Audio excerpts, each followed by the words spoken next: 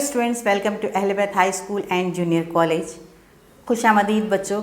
اہل بیت high school اور جونیئر کالج کی طرف سے آپ تمام کا خیر مقدم ہے۔ بچوں، آج ہم پڑھیں گے چوتھی جماعت یعنی جماعت چہارم زبان اول اردو سے پہلا سبق، جو ایک دعا پر مبنی ہے۔ کوئی بھی کام شروع کرنے سے پہلے دعا کرتے ہیں نا؟ دعا سے بسم اللہ کہہ کر دعا کر کے کوئی بھی کام شروع کرتے ہیں کہ کام اچھا ہو۔ یہ تو پڑھائی کی بات ہے، تو ہم یہاں پر سب سے پہلے اذباح شروع کرنے سے پہلے ہم یہاں پر سب سے پہلے دعا پڑھیں گے۔ یہ دعا لکھنے والے شاعر کا نام ہے انیس احمد آزاد، انیس احمد آزاد قاسمی بالگرامی۔ یہ دعا انہوں نے لکھی ہے جو چہارم جماعت کے نصاب میں پہلے آئی ہے۔ چلیے دعا شروع کریں گے۔ الہی مجھے بھی سعادت عطا کر، الہی مجھے بھی سعادت عطا کر، شہ انبیاء کی شفاعت عطا کر۔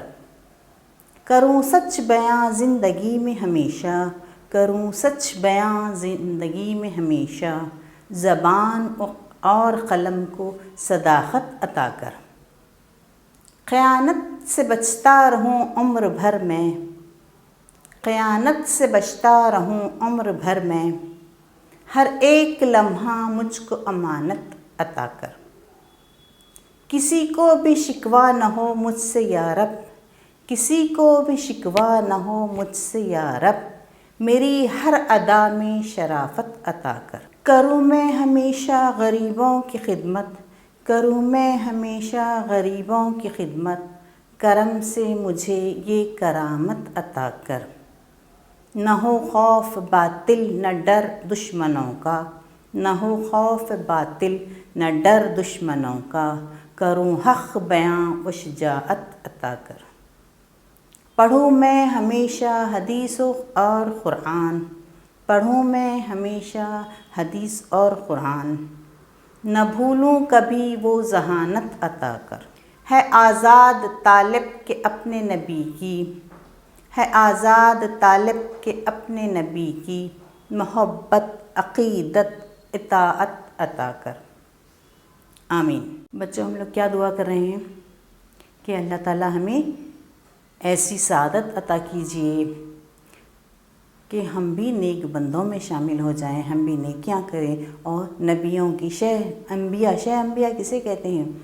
انبیاء کے سردار کون ہیں؟ وہ حضرت محمد مصطفیٰ صلی اللہ علیہ وسلم کی شفاعت عطا کیجیے۔ ہمیشہ میں سچ بولوں، زندگی میں کبھی بھی جھوٹ نہ بولوں میں، ایسی زبان عطا کیجیے، اور مجھے زبان اور قلم کو صداقت عطا کیجیے۔ میری زبان اور قلم یعنی کہ شاعر ہو یا مصنف ہو، وہ لکھتے ہیں تو کہتا ہے کہ میری زبان سے جو الفاظ نکلیں اور میری لکھائی میں جو میں لکھوں قلم سے، وہ تمام سچ لکھوں میں، کبھی اس میں غلط بیانی نہ ہو۔ خیانت، امانت میں خیانت کرنا مطلب کہ کوئی چیز ہمارے پاس کوئی چیز ہمارے پاس رکھاتا ہے، اگر ہم اس میں سے خرچ کرتے ہیں تو وہ خیانت کہلاتی ہے۔ اسی طرح ہمارے پاس قرآن مجید اللہ کا کلام آیا ہوا ہے اور احادیث وغیرہ ہیں، تو اس میں ہم خیانت نہ کریں، سچ کو پھیلائیں، اپنے دین کو پھیلائیں، اس میں خیانت نہ کریں۔ خیانت سے ہمیشہ عمر بھر بچتا رہوں اور ایک لمحہ بھی امانت نہ چھوڑوں میں۔ امانت کیا ہے؟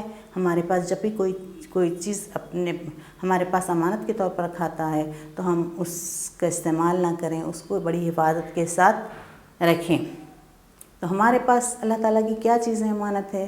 قرآن و حدیث امانت ہیں ہمارے پاس، تو ہم اس میں خیانت نہ کریں۔ کسی کو بھی شکوہ نہ ہو، مطلب کسی کو بھی مجھ سے شکوہ کے معنی ہیں شکایت کے، کسی کو بھی مجھ سے شکوہ نہ ہو کہ انہوں نے یہ کام غلط کیا ہے، انہوں نے فلاں وقت جھوٹ بولا تھا، انہوں نے میرے ساتھ دھوکہ کیا، انہوں نے مجھے تکلیف دی۔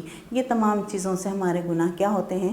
کم ہوتے جاتے ہیں۔ قیامت کے دن ہم چاہے کتنے نیکیاں لے کے جاؤ، اگر ہمارے سامنے والوں سے، ہمارے دوسرے احباب سے ہم ان کا اگر قرض دینا ہے کچھ بھی، یا ہم نے کبھی غلط بات کہی ہے، تو ہماری نیکیاں ان کو چلے جائیں گی اور ہم بالکل خالی ہاتھ رہ جائیں گے۔ اسی طرح ہم سے کسی کو بھی شکوہ نہیں ہونا چاہیے۔ مطلب کیا ہے بچوں کہ اگر ہم سے کبھی کوئی غلطی ہو گئی ہو تو ہمیں فوری ان سے معافی مانگ لینا چاہیے۔ یہ نہیں دیکھنا کہ وہ بڑے ہیں یا چھوٹے ہیں، یہ نہیں، بلکہ اپنی غلطی کا ہم اعتراف کر لیں کہ ہاں ہم سے یہ غلطی ہوئی ہے، ہم معافی چاہتے ہیں۔ چونکہ اگر معافی چاہنے میں انسان چھوٹا نہیں ہو جاتا، بلکہ اس کے اپنے گناہ معاف ہو جاتے ہیں اور کسی کو بھی ہم سے شکوہ شکایت نہیں رہتی۔ میری ہر ادا میں ایسی شرافت عطا کیجیے، مطلب کہ میرے ہر کام میں شرافت کیا ہے یہاں؟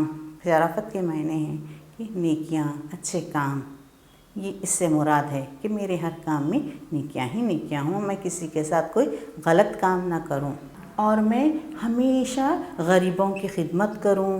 غریب ہیں، کوئی بیوہ ہیں، بیواؤں کی، غریبوں کی، ضعیفوں کی میں ہمیشہ خدمت کروں۔ کہ خدمت کرنے سے کیا ملتا ہے؟ ہمیں دعائیں ملتی ہیں، تو وہ دعائیں ہمارے لیے کتنی کام آتی ہیں اس کا اندازہ تو ہوگا آپ لوگوں کو۔ بڑے لوگ جو دعائیں دیتے ہیں، جب ہمارے ساتھ کوئی اچھا کام ہوتا ہے تو کتنی خوشی ہوتی ہے کہ ان کی دعائیں لے کر ہمیں۔